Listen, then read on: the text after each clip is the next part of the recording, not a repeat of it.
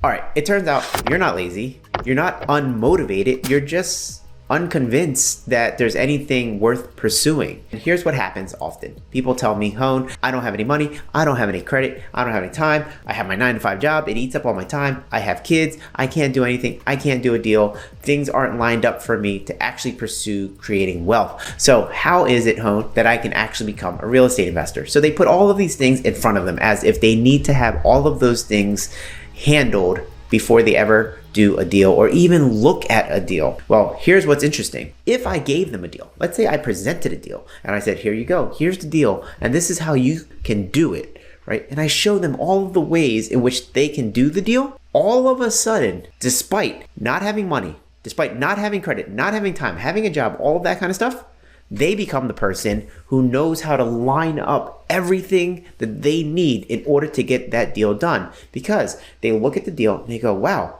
I can make $100,000 from this. That investor that's always been inside of them comes out. It's not that they needed motivation, they needed money, right? If you have the money or the potential to make the money, all of a sudden, that motivation comes. You are the most motivated person in the world. And so that's what I have found for myself in terms of finding success. It's that I always get presented deals that I get to analyze and I go, wow, I can actually make money from this. And then I run for it. I hear a lot of people say, I'm risk averse. I don't like taking on risk. I like to be real careful with my money. They don't have any risk to take in front of them. There's nothing worthwhile to pursue.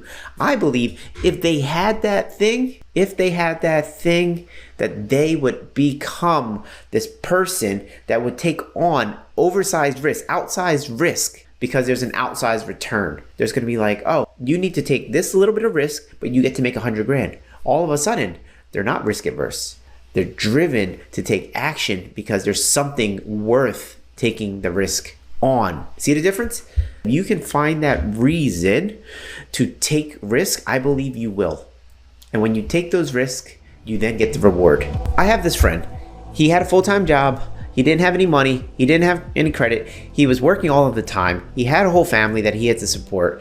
And so on paper, he doesn't seem like the person that would be an ideal real estate investor. But here's the thing.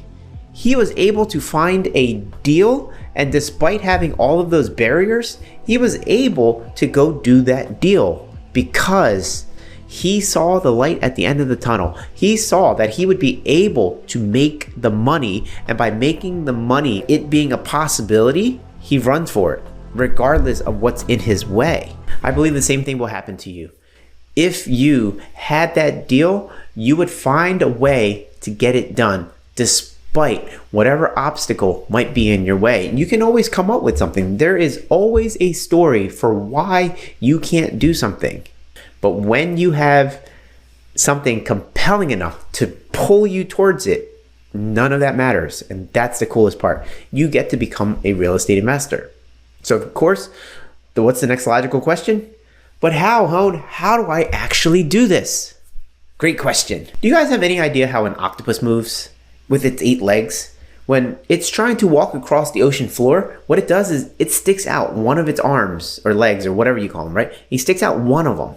It has to be really careful because it is life or death. So it'll stick out an arm, and if nothing bites his arm, it'll stick out more and actually start to walk, right? But each time it sticks out one to test it and then sticks out the other. Sticks out one, sticks out the other. Now it does it kind of fast, so it just looks like it's walking, but really every time it goes out, it's testing. Now, if something does bite its arm, it gets to pull back the arm and then retreat, and it gets to live another day because it didn't put all of its eggs in one basket. It didn't put its whole head out there.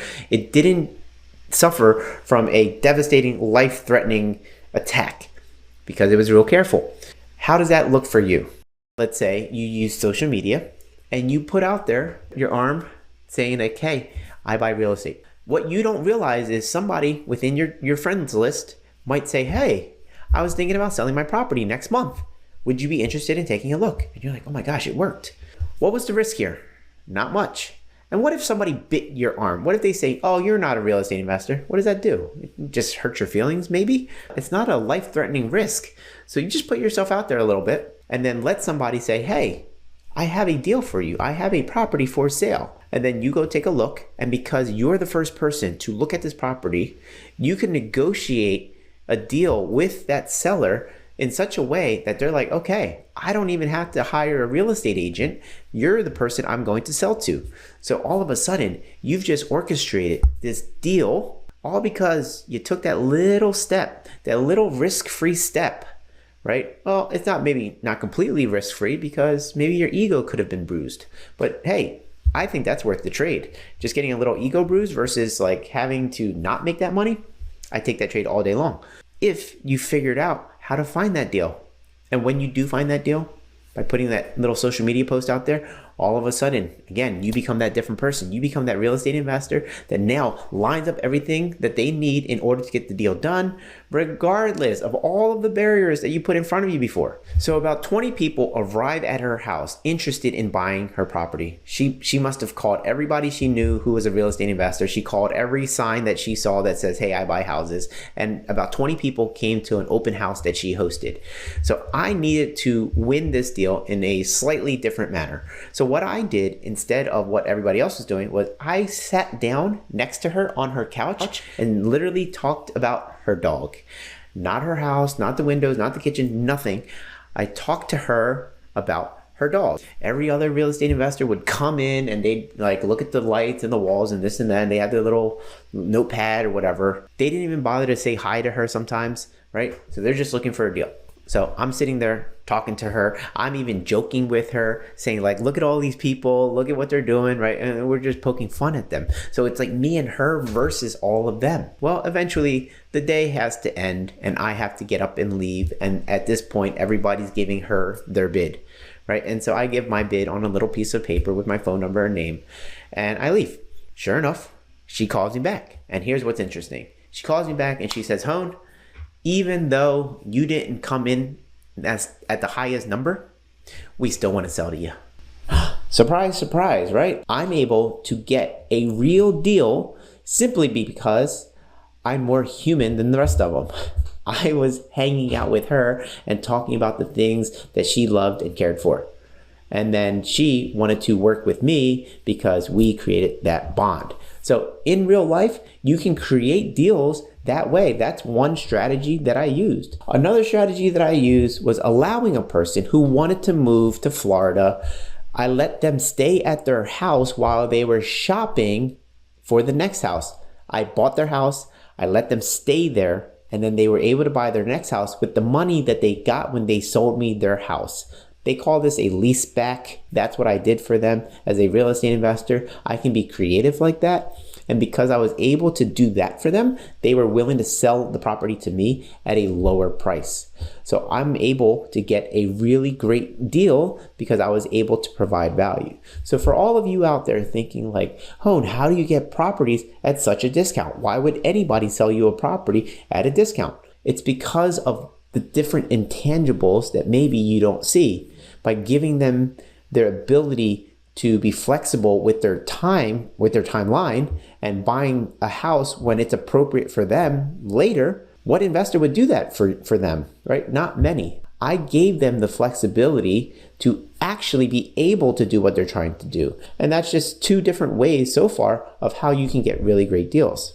So again, you want to put yourself out there. You want to let people know that you're a real estate investor and you want to get the deal in front of you, regardless if you think you have the money, if you think you have the credit, if you think you have the time. None of that's important because when you get that deal in your hand, you go from I'm risk averse to like, okay, I'm ready to take on the risk because this is worthwhile. So give that a shot, guys. Put a little arm out there, right? And test the water. Don't worry about the arm getting bit because it's just a little arm. You got a whole bunch left. So go out there, take some action, and figure out how you can start creating wealth.